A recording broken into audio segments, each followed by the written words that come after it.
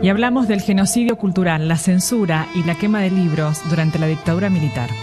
Vamos a hablar con una compañera, una amiga de la casa, con Natalia Di Virgilio, sobre este tema que ha calado tan hondo en la Argentina, en nuestro país. Hola Nati, ¿cómo estás? Bienvenida, muy buenas tardes. Bienvenida Natalia, buenas tardes. Hola, buenas tardes. ¿Cómo están, chicos? ¿Todo bien? Muy bien. Bueno, muy aquí bien. estamos, ¿no? Bueno, un tema fuerte hoy, Nati, ¿eh? Así es, para hacer memoria acerca de esta gran herida, ¿no? Que sigue latiendo en la historia cultural de nuestro país, ¿no? Y de todos los argentinos. Contanos un poquito, bueno, ¿qué pasó en este tiempo? Pero vieron que cuando recién estaba viendo lo previo y también las imágenes, vieron que cuando uno intenta callar algo es como que sale con más fuerza. Sí, es verdad. Así es. Bueno, eso es lo que más o menos no, lo que se ha estado viendo de la resistencia de las palabras durante esa época, de todo lo que se intentó hacer, callar. Siempre estuvimos diciendo en estas columnas y con ustedes el tema de que lo personal es político, el peso de las palabras. Y bueno, ellos se instalaron esa especie de léxico de terror, de contrarrevolución cultural que quisieron llamar, diciendo que solamente las palabras que el gobierno de facto emitía eran seguras, cuando que decía que se debía perseguir bajo el mote de subversivos a todo escritor, todo editor, todo personaje, toda persona de la comunicación, y todo eso creo que diezmó el derecho a la expresión, que es todo lo que toda sociedad necesita, ¿no? Claro, Natalia, ¿qué se estaba quemando con esta quema de libros? El pensamiento, básicamente. Básicamente, ¿no? Intentaba quemar pensamientos, acciones que justamente crecían con más fuerza. Solamente la mente obtusa de estos personajes tan nefastos han tenido la creencia de que quemando estos libros censuraban todo lo que había, lo potenciaron mucho más, pero también creo que el daño cultural se extiende a lo largo del tiempo y todavía lo estamos sufriendo en el día de hoy. Claro, pero nosotros pensemos que tanto desde la música como desde el arte en toda su expresión, siempre que han querido tapar o han querido callar, ha surgido con más fuerza. Cuando Masera dice en ese año el tema de vivimos una torre de Babel abyecta por lo que la gente venía diciendo y venía protestando, solamente tenemos que darle una nueva significación a las palabras y las nuestras son seguras. Es todo un mensaje, además de violento, que intenta calar en los niños. De hecho, todo el tema de la educación, tanto privada como pública, los nuevos programas que la gente tenía miedo y tenía que ser como una especie de comisario de la sociedad, diciendo esto se está enseñando, esto no. El secuestro de escritores, hoy se cumple un nuevo aniversario, lamentablemente, de la desaparición de Rodolfo Walsh, luego de su carta abierta, que vamos a leer al final un poquito, como para mostrar, ¿no?, ese paño de lo que se estaba persiguiendo, de lo que él estaba también denunciando. Y había separado algunos libros como para que la gente que escucha hoy la columna también vaya a la biblioteca de su lugar, de su ciudad, intente conseguir estos libros o vaya a comprarlos si es que puede, o compartirlos para que justamente tengan la voz necesaria. Natalia, ¿cuáles eran los libros que fueron quemados? ¿Cuáles fueron justamente? No muchos, pero en general, algunos, ¿no? Al final, claro, sí, era la literatura infantil, la literatura juvenil, más que la de adultos, porque desde ese lenguaje se intentaba también mostrar desde la ironía y desde la inocencia lo que estaba sucediendo. Por ejemplo, Elsa Bornemann había ganado en el 76 el premio Hans Christian Andersen. En el 77 es prohibido el libro de los chicos enamorados, que es un poemario que habla desde el amor inocente, y al año siguiente, están siendo prohibida acá, vuelve a ser representante de la Argentina en Múnich. Entonces, todas esas cosas. Luego está también El pueblo que no quería ser gris, de Beatriz Durmec, que es infantil. Toca el tema de justamente lo dictatorial de una persona que está en un país que les pide a todos que pinten de gris la casa, cuando que uno solo no lo hace y empieza los demás a copiarse de ese comportamiento y deja de ser gris ese lugar.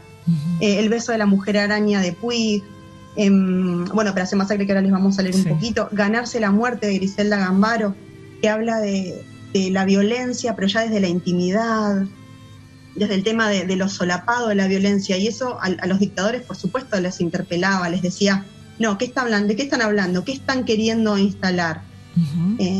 Y todo eso desde la resistencia, desde la poesía, desde la narrativa, ya sea desde la clandestinidad en nuestro país o desde el exilio, porque muchas voces también se alzaron desde el exilio, como podían también, ¿no?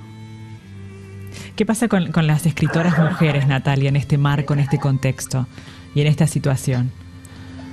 Por supuesto que ser mujer, no solo en la dictadura, sino en cualquier contexto, siempre conllevaba algo particular. En este caso, como les decía recién, Elsa Bornemann fue una de las más perseguidas, porque intentaba, desde esa inocencia, hablarle a los niños, pero a su vez, esos niños aprender y también hablarle a los padres, ¿no? Todo texto que se quisiera dar en el colegio era totalmente censurado, era quemado, era secuestrado o revisado. Entonces eso era lo que le pasaba a ella, que fue como la más emblemática. O recién hablábamos también de Griselda Gambaro, que es una gran escritora, pero ya para adultos. De alguna manera, con el paso del tiempo, ¿hubo alguna recuperación cultural de todo aquello, Natalia? A mí me parece que cuando nosotros escuchamos la música, cuando vemos... El otro día tuve la posibilidad de volver a ver Operación Masacre pero desde la película, porque escuchaba a la hija del director que cuando fue filmada, que fue en la clandestinidad durante 2 años, luego se distribuyó en tambores totalmente separados, tuvo que volver a reconstruir todo como para entender un poco de lo que se vivía, de lo que se tapaba. Entonces todos esos recortes, todas esas censuras, no solo desde lo literario, vuelve con más fuerza y nosotros decimos, pero ¿por qué se prohibía? Entonces yo quiero ver qué sucedía. Y es también como un registro que la cultura está intentando recuperar de a poco. El otro día se habló de una autobiografía de Rodolfo Walsh que fue recuperada, porque Rodolfo Walsh, cuando hace esa carta abierta como escritor a la Junta Militar en el primer aniversario de la última dictadura, quiere distribuir copias sabiendo que ni los medios, ni la televisión, ni los medios gráficos, ni la televisión, y muy pocos, obviamente por el terror, le iban a poder decir. Entonces va echando en buzones de las casas para que la gente también entienda lo que estaba sucediendo. Claro. Y eso también es una forma de recuperar, porque se empezó a recuperar parte de su obra. ¿La sociedad era consciente de esa censura al pensamiento, de ese ataque a los ideales, a las utopías, a la libre expresión? Yo cuando hablo con mis padres, a mí ellos me explican que mucho no se vivía eso. O sea, no se sentía desde ese lugar. Sí había miedo, claro. Pero no se conocían el tema de los centros clandestinos. Sí, por ejemplo, el tema de la escuela. Yo fui en democracia a la escuela, pero tenía maestras que sí nos hablaban, y también luego en el secundario ya uno tiene otra conciencia. Pero en la primaria yo recuerdo, de hecho yo estoy escribiendo un cuento sobre este tema, que recuerdo a mi maestra de 5º grado, y entonces un poquito uno tiene esas memorias y va para atrás. Pero no se conocía tanto. O esas frases que a veces nos dicen que en el momento no logramos comprender o dimensionar, ¿no? Pero con el tiempo uno las va entendiendo, mirando desde otro lugar, ¿no? Sí, el tiempo es un gran testigo. Nati, te quería consultar respecto a si está mapeado, si se sabe en qué provincias argentinas fueron las que sufrieron esta quema. Estamos viendo allí en provincia de Buenos Aires en imágenes, pero ¿hay algún dato si se hizo sistemáticamente en gran parte del país? Mira, en La Plata fue bastante crudo. Fue una ciudad que siempre como que estuvo señalada, como por el tema de la educación, pero también por la universidad. Claro. Entonces también hubo muchos perseguidos. Nosotros somos uno de los centros, nuestra ciudad es uno de los centros donde más, junto con Córdoba, por supuesto, son como las ciudades emblemáticas desde el punto de vista de eso de la educación. Entonces lo que sucede es que hubo mucho perseguido, mucha quema de libros, mucha cierre de bibliotecas, tengo familiares también que le ha pasado eso, que han tenido cuando cerraban la facultad no decir en qué profesión estaban estudiando. Eso es un perseguimiento tremendo también, ¿no? Si me permiten, voy a leerles un poquito. Tengo la edición de Operación Masacre, pero la edición de La Flor, que fue el que fue recogiendo como apéndice todo un caminito sobre Rodolfo Walsh. Y les voy a leer lo que estábamos hablando hace un ratito, la carta abierta de un escritor a la Junta Militar en ese primer aniversario que él tanto sintió, porque también perdió una hija en el medio. ¿Esta era, Nati, la que dejaba en los buzones? Exactamente. Mirá. Es extensa, les voy a leer una parte y les voy a resumir la otra, porque es interesante si tienen acceso. Y si no, creo que se puede conseguir también en internet, por o internet. En cualquier biblioteca por si no pueden comprarlo. Muy bien, lo escuchamos, Nati, a ver. Adelante. Carta abierta de un escritor a la Junta Militar. La censura de prensa, la persecución a intelectuales, el allanamiento de mi casa en el Tigre, el asesinato de amigos queridos y la pérdida de una hija que murió combatiéndolos son algunos de los hechos que me obligan a esta forma de expresión clandestina, después de haber opinado libremente como escritor y periodista durante casi 30 años. El primer aniversario de esta Junta Militar ha motivado un balance de la acción de gobierno en documentos y discursos oficiales, donde lo que ustedes llaman aciertos son errores. Los que reconocen como errores son crímenes, y lo que omiten son calamidades. Luego la carta, estos son los primeros párrafos, que para mí son los que más nos golpean, diríamos. Pero cómo está hablando desde el lugar, desde esa expresión clandestina, Nati, él mismo, ¿no? Exactamente, con el dolor de saber que él vivía, siempre se decía, por eso también es el día de los trabajadores de prensa. Sí. El tema es que él vivía armado, a pesar de que estaba en contra de eso, luego de lo que le sucede a la hija, y porque sabía que lo iban a secuestrar. De hecho, se cumplen 44 años porque cuando él sale es baleado en una esquina de Capital, se lo llevan a la ESMA y de ahí desaparece todo rastro. Luego saquean su casa, luego intentan quemar su obra, pero él ya había distribuido gran parte y por eso se está recuperando, que es lo que hoy me preguntaba Ezequiel. La carta que está en este apéndice habla del tema del número mentiroso de los desaparecidos, habla de las cárceles, habla de cómo se realizaban el tema de las torturas. Es muy dura, lo hace con total descripción. Habla de que no se da a conocer la lista de los nombres de los desaparecidos, de lo que está sucediendo en las cárceles y en algunos centros de detención. Por supuesto, era un periodista que estaba acostumbrado a la investigación y sobre todo creo que cuando uno es padre, con lo que le pasa a un hijo, creo que ahí se adentró de otra forma.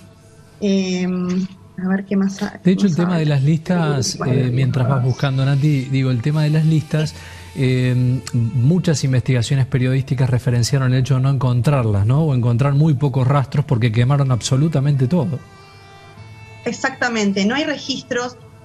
Además de haber sido un plan sistemático, creo que también fueron como quemando esas miguitas de pan, si se me permite esta metáfora, como que todo lo que iban haciendo lo iban destruyendo, y porque sabían que en algún momento la cultura se los iba a reclamar, que los periodistas lo iban a reclamar, que los familiares se lo iban a reclamar.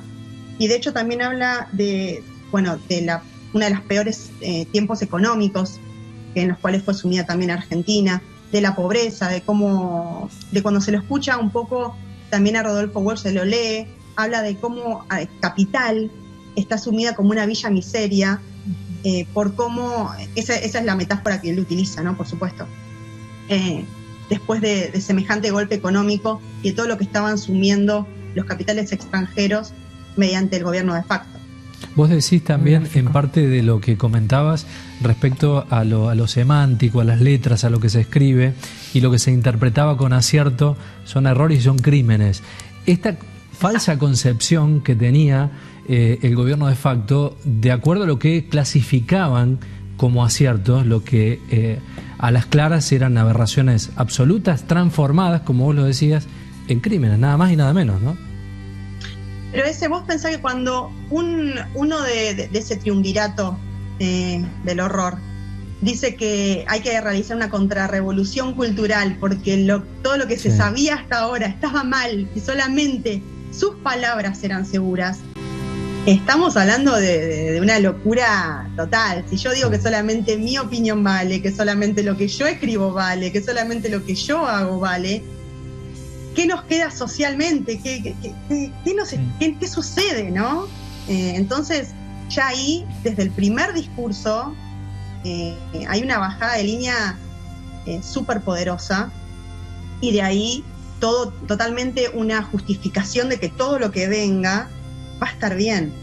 Sí, vos mencionaste una palabra clave. Estos personajes nefastos autojustificaban todo el movimiento. De hecho, no tenemos el tiempo hoy, pero digo, había un plan sistematizado previamente para hacerlo. Y lo que llama la atención cuando uno lee bibliografía de aquella época es que ellos se autojustificaban en la locura que pasó en la Argentina. ¿Sí? Un tema que hay que hablarlo seguido porque es parte de nuestra historia, ¿no? Pero que sigue doliendo. Sí, totalmente. Sin duda, por supuesto. Y uno también tiene esa responsabilidad, como decíamos hace un ratito y como venimos diciendo, de la palabra, de lo que se investiga, de lo que uno dice. Tenemos responsabilidades para que justamente los que nos sigan puedan recuperar un poco de eso, puedan hablar de eso. Esto es un privilegio estar hablando nosotros tres y que de este tema y que nos estén escuchando también, porque somos generaciones que vinimos después y que bueno, también el tema de eso, mis padres han tenido que pasarla en el medio, y entonces no es menor. Totalmente. Natalia, pueden acceder entonces a tus redes con más material acerca de este genocidio cultural, sin duda, @divina_social, bueno, para interiorizarse, para acercarse a tu obra también, que es muy valiosa. Sabemos que estás escribiendo permanentemente, así que los invitamos a que te sigan, Nati, ¿sí? Buena semana, Nati. Muchas gracias. Bueno, te abrazamos desde aquí grande. Y esperamos el reencuentro para el próximo jueves, ¿sí? Muchas gracias. Un beso. Besote. Chao, Nati. Chao. Adiós.